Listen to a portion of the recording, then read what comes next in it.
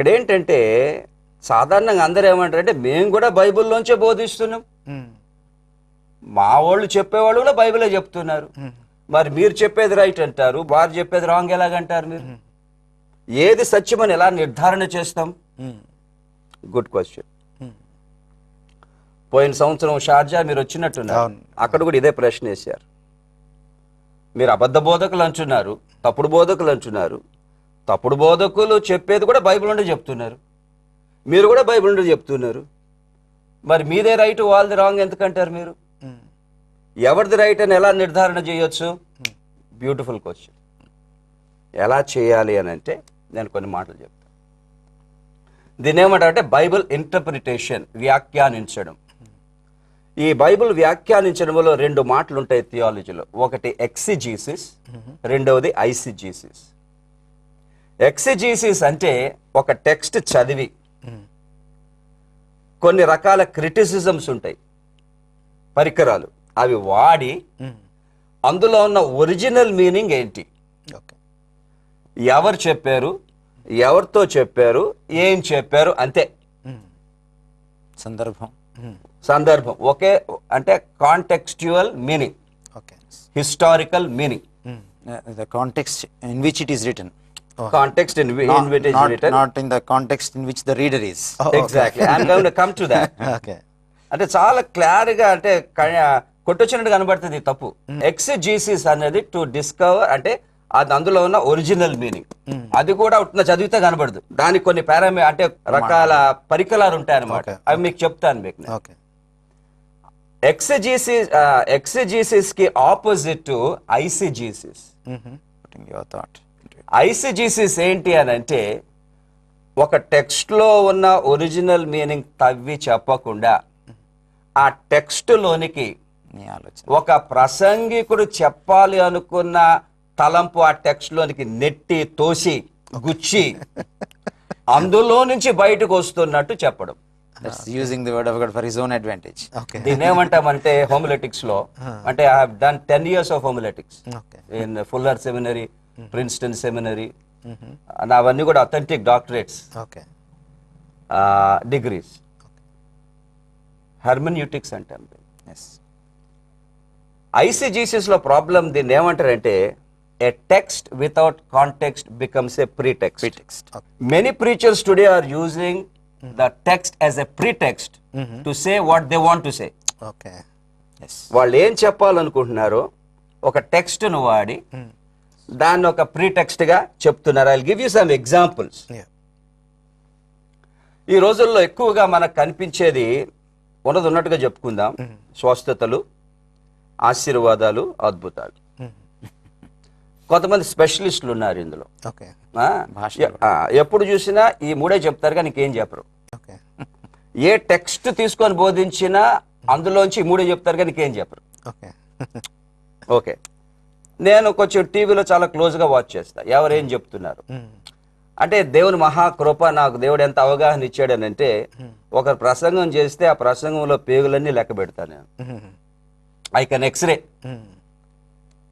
అందులో లోపాలేంటి అన్నీ చెప్పేస్తాను నేను. సో చూసినప్పుడు ఒక ఆయన చెప్తున్నాడు, మోషే సీనాయి నుండి దిగి వచ్చినప్పుడు, పర్వతం దిగి వచ్చినప్పుడు ముఖము దగదగా మెరిసెను. ఏంటి ఆ మెరుపు అని అంటే ప్రాస్పెరిటీ,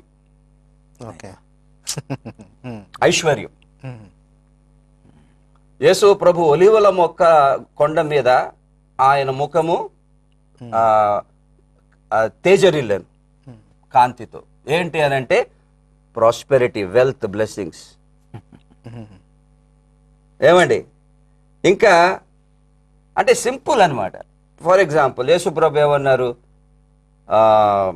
ఎవడు నా యందు నిలుచుడునో, ఎవడు నా యందు నిలుచు బహుగా ఫలించును. అది తీసేసుకొని ఫలించడం అంటే ఈ లోక సంబంధమైన ఆశీర్వాదాలు. టెక్స్ట్ చదివితే వెరీ క్లియర్. అక్కడ ఏముంది, యేసుప్రభు ఏమన్నారు, ఎవని యందు నా మాటలు నిలిచి ఉండునో వాడు బహుగా ఫలించు.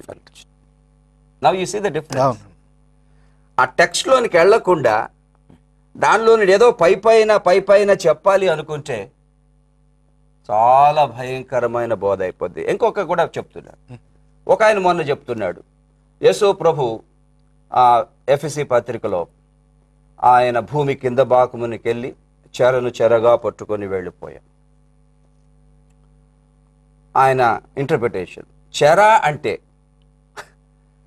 మీ సమస్యలన్నీ ఆయన పట్టుకున్నాడు, మీ బంధకాలన్నీ ఆయన పట్టుకున్నాడు, మీ రోగాలన్నీ పట్టుకున్నాడు. ఇంకా మీకు ఏదైతే మిమ్మల్ని బాధ పెడుతుందో అవన్నీ పట్టుకొని చెరగా ఆయన తీసుకెళ్ళిపోయాడు. ఆ తర్వాత ఇంకో మాట ఉంది, ఆయన ఈవులని ఇచ్చాను.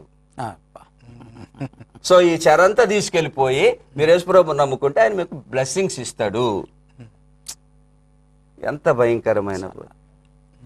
ఇంకోటి ఎఫెసీ పత్రికలో మనము ఆయన మహిమలోనికి రూపాంతరము చెందు మాట. అదేంటి? యాక్చువల్లీ మహిమ అన్నది దేవుని స్వరూప్యం. ఆ టెక్స్ట్ని బట్టి క్రీస్తు క్యారెక్టర్ అది కాదు, అది అది అక్కడ దానికి అసలు రానే లేదు. ఆ మహిమ అంటే అగైన్ మళ్ళీ బ్లెస్సింగ్స్, మళ్ళీ ప్రాస్పెరిటీ, ఇలాగా ఇంకా చాలా ఉన్నాయిలేండి. ఫర్ ఎగ్జాంపుల్ ఇటీవల ఇంకొక ఆయన ప్రకటన గ్రంథములో పక్షిరాజు ఉన్నాడు. పక్షిరాజు యెషయాలో పక్షిరాజు తీసుకున్నాడు, ప్రకటనలో పక్షిరాజు తీసుకున్నాడు. యెషయాలో పక్షిరాజు ఇంకా ఎగరడం, బలము, శక్తి అదంతా చెప్పుకొచ్చాడు. మళ్ళీ ప్రకటన పక్షిరాజు కూడా అలాగే చెప్పాడు. కానీ ప్రకటన పక్షిరాజు, ఐజియా పక్షిరాజు వేరువేరు పక్షిరాజు. ఆ ప్రకటనలో ఒక ఇమేజ్ ఉన్నది. అక్కడ ప్రస్తావనలో ఉన్న వ్యక్తి ఒక సింహం, ఒక ఆవు, ఒక మనిషి, ఒక పక్షిరాజు. ఈ 4 కూడా యేసు ప్రభువుకు సాదృశ్యం. సో ఏమైపోయింది అనమాట, ఇక్కడ ఆ టెక్స్ట్లో ఉన్న మీనింగ్ చెప్పకుండా దీనిలోనికి మీనింగ్ పెట్టేసి, అంటే ఇక్కడ మెయిన్ ప్రాబ్లం మనం చెప్పుకుందాం. మనుషులకి ఏం కావాలో, అంటే మనుషులు ఏం వింటారో, దేనికోసం వస్తారో అని వాళ్ళ వీక్నెస్ క్యాప్చర్ చేసుకొని ఎప్పుడు చూసినా మనుషులకి 3 కావాలి. అన్నిటికన్నా విచారకరమైన సంగతి, రక్షణ పొందిన వాళ్ళు కూడా ఈ 3 కావాలి, ఇంకేమొద్దు. అందుకే బైబిల్లో ఏది వచ్చినా ఈ 3 చెప్తారు. ఇప్పుడు డాక్టర్ గురించి ఒక మాట చెప్తాను. ఏం బోధించాలి సేవకులు? బైబిల్లో ఈ 3 లేవను మనం ఉన్నాయి, కానీ ఏది ముందు ఏది తర్వాత. That's important. ఈవెంజెలికల్ థియాలజీలో రక్షణ ముఖ్యం. రక్షణ పొందిన తర్వాత ఒక వ్యక్తి వాక్యానుసారంగా జీవించడం ముఖ్యం. రక్షణ పొందిన తర్వాత ఒక వ్యక్తి దేవుని పట్ల బాధ్యతలు తన జీవితంలో నెరవేర్చడం ప్రాముఖ్యం. దేవునికి సాక్షిగా బ్రతకడం ప్రాముఖ్యం. వాక్యానుసారంగా సిద్ధపడడం, ఎత్తబడ్డకు అది ప్రాముఖ్యం. ఇవన్నీ వదిలేసి, అంటే ఈవెంజెలికల్ డాక్ట్రిన్లో టాప్ లిస్ట్లో ఉన్నవన్నీ వదిలేసి ఏదో చిట్ట చివరిలో 2-3 ఉంటాయి చూడండి, మనుషులకు ఏదైతే కావాలో అదే చెప్పడం, ఇది రాంగ్ డాక్ట్రిన్ అన్నమాట.